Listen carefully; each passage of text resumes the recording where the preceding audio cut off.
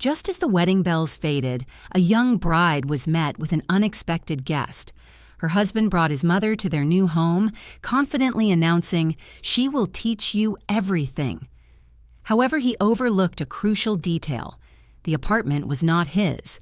Upon hearing the response, "In my apartment, which my parents purchased," mother-in-law lost her composure and swung a suitcase. Hello, dear listeners. I am delighted to welcome you to my channel. I present to you a new, compelling story. Enjoy your listening. Irina married at the age of 26. Without haste and not chasing a stamp in her passport, her parents had purchased a 2-bedroom apartment in a new building 3 years prior. It was a gift upon her graduation from university and securing employment. Mother and father believed their daughter deserved her own space, her own independence.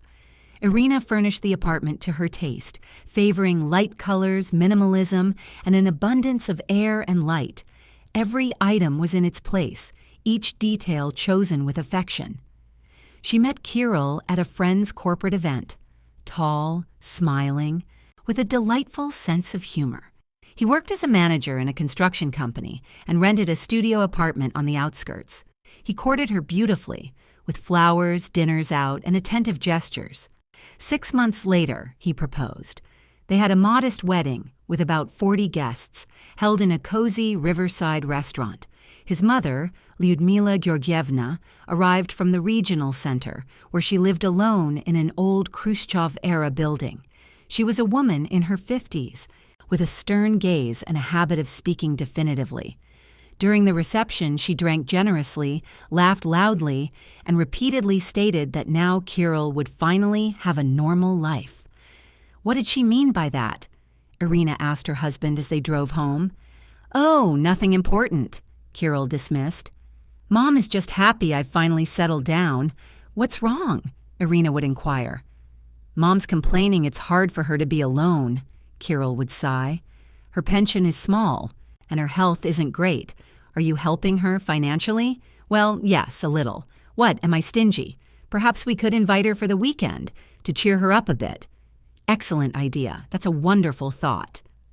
His mother arrived on Friday evening with a large suitcase and the air of someone who intended to stay for an extended period. She entered the apartment, surveyed the entryway with a critical glance, then proceeded to the kitchen and opened the refrigerator. "What is all this?" she grimaced. "Just yogurts and vegetables. Where's the proper food? A man needs to be fed, not live on grass."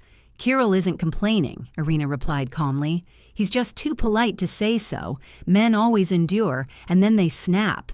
Why are you doing this?" "I'm tidying up," the mother-in-law replied imperturbably. "You have a mess here, dear, but don't worry. I'll teach you." Kirill remained silent. When Irina attempted to speak with him privately, he merely shrugged.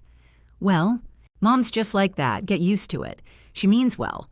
_quote_21_mom's having problems," he announced. "The upstairs neighbors flooded her apartment. Now it needs repairs. She can't live there. Then she can stay with one of her friends. She doesn't have any friends." Kirill cut her off. "She's relied on me her entire life. Kirill, you know what you're implying." "Irina, she's my mother." Quote 28. "Do you really want her to be left on the street? We could rent an apartment for her." Quote 29. "With what money? Have you seen how much rent costs now? $25,000 a month at least. And do we have that kind of money? Irina, well, can she live with us until her apartment is repaired? A month. 2 at the most. 1 month and not a day more. It's a bit cramped in here, of course, but I'm not fussy." "Well, Irusha, now I will teach you everything. I've seen how you manage. Young people today don't know anything, just yogurts and salads. Thank you, but I do know how to cook. We'll see." Her mother-in-law chuckled. "We'll see. Am I in prison? Can't I even watch television?" She washed all of Irina's clothes without asking permission. Her favorite cashmere sweater shrank after being washed in hot water. Expensive lingerie faded. "Why did you do that?" Irina asked, trying to maintain her composure. "I wanted to help." Her mother-in-law replied innocently. "You're ungrateful, Irina. Just be patient a little longer. The repairs will be finished soon. They can't find a handyman. They're asking for too much money. What about insurance? The neighbors should cover the damages. I don't want to deal with them. Her mother-in-law waved it away. Going to court, running around, I'm too old for that. Why are you so late? Kirill is hungry. Kirill is an adult. He can reheat his own dinner. A man shouldn't be fussing in the kitchen. Are you the wife or what? One day, Irina came home to find her cosmetics thrown away. Why do you need so much of this chemistry? Lyudmila Georgievna declared. Men love natural beauty. That cost 20,000 rubles, Irina couldn't help but blurt out. What a fool you are to spend so much. I've used baby cream my whole life, and it's fine. Irina went to her husband. Kirill was lying on the sofa, engrossed in his phone. Your mother threw away my cosmetics. Mom didn't understand, Kirill. I can't take this anymore. Make her move out. You want to kick my mother out onto the street? He finally looked up. I want to live peacefully in my own apartment. This is my apartment too now, Kirill said coldly. You are my wife, and Mom has a right to be here too. Irina felt a chill run down her spine. She suddenly saw her husband as a different person, a stranger, calculating. He wasn't going to defend her. He was on his mother's side, always had been. The following days passed in tense silence. Irina spoke very little with her husband. Her interactions with her mother-in-law were monosyllabic. She pondered her next move. Leave? But it was her apartment. Kick them out? But Kirill was her husband. He had rights. The solution presented itself when Irina overheard her mother-in-law's conversation on the phone. Lyudmila Georgievna sat in the kitchen, sipping tea. Oh, of course. I'm staying here for a long time now. What repairs? I made all that up. Why should I sit alone in that dump when my son has such a nice apartment? The daughter-in-law is a bit difficult, I admit, but I'll sort her out quickly. Kiryusha supports me. He's a golden boy. We'll even have a baby here. I need a grandson. Then this nag won't be able to open her mouth at all. Quote 63. What's going on? She asked. You'll find out soon. Quote 65. The apartment is registered to Irina Mikhailovna. She is the sole owner. According to the family code, property gifted before marriage is not jointly acquired. Consequently, the spouse has no claim to it. What does that mean? It means you are here solely by Irina's goodwill, the lawyer continued calmly. And if she wishes, she can ask you to leave at any moment. At that moment, Kirill returned. He entered the apartment, saw the gathering, and frowned. What's going on here? A family council, sit down. I won't participate in any councils. Kirill began to get agitated. This is my apartment too. This is my apartment, Irina stated clearly, purchased by my parents. You are registered here, but you are not the owner, and neither is your mother. How dare you? Lyudmila Georgievna exclaimed. Kirill, do you hear what she's saying?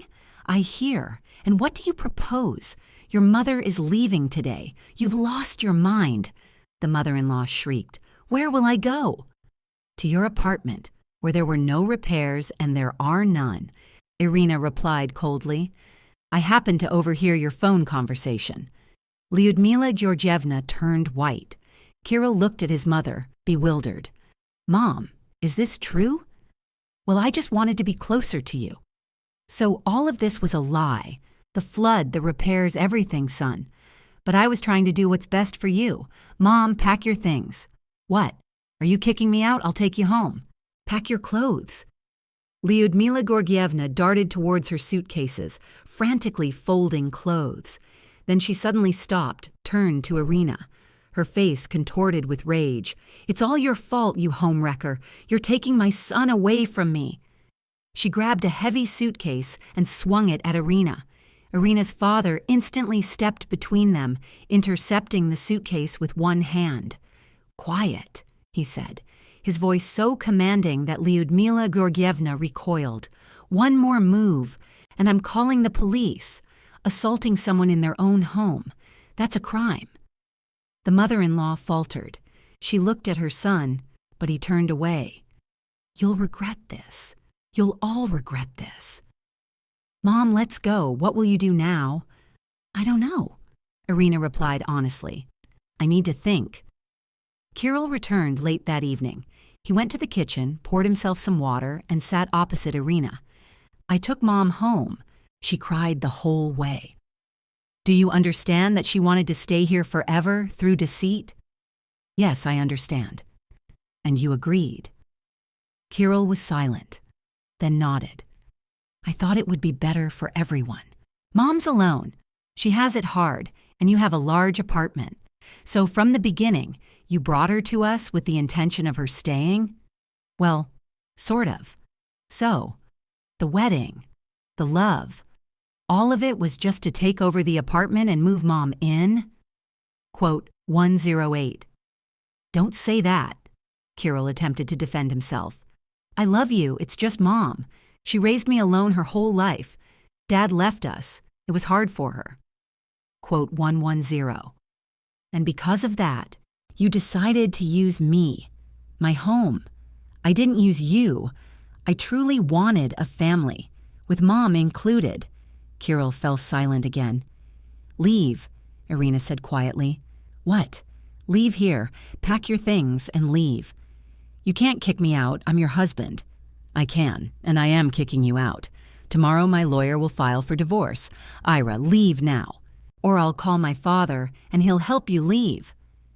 Kirill sat for another minute, then stood up, packed his belongings silently and quickly.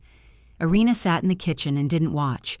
When the door closed behind him, she burst into tears, not from pity, but from hurt, anger at herself, and disappointment. The divorce was swift. Kirill didn't object, didn't demand a division of property. Her father's lawyer had explained everything to him beforehand. 3 months later, Irina was free again. At first, she was afraid to leave the house. She felt everyone was looking at her, judging her. See, she couldn't keep her family together. Reserved a table for 8. "Will you be late?" Quote 118. "I'll be on time." Dmitri had entered her life 6 months ago at a contemporary art exhibition, where Irina had gone with a friend. He was an architect with kind eyes and an apartment bought with his own money. And he wasn't in a rush, didn't pressure her, didn't suggest moving in after the second date. He was simply there.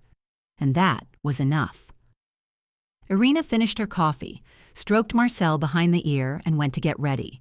In the mirror, a different woman looked back at her, not the one who had cried in the kitchen a year ago. Stronger, calmer, freer.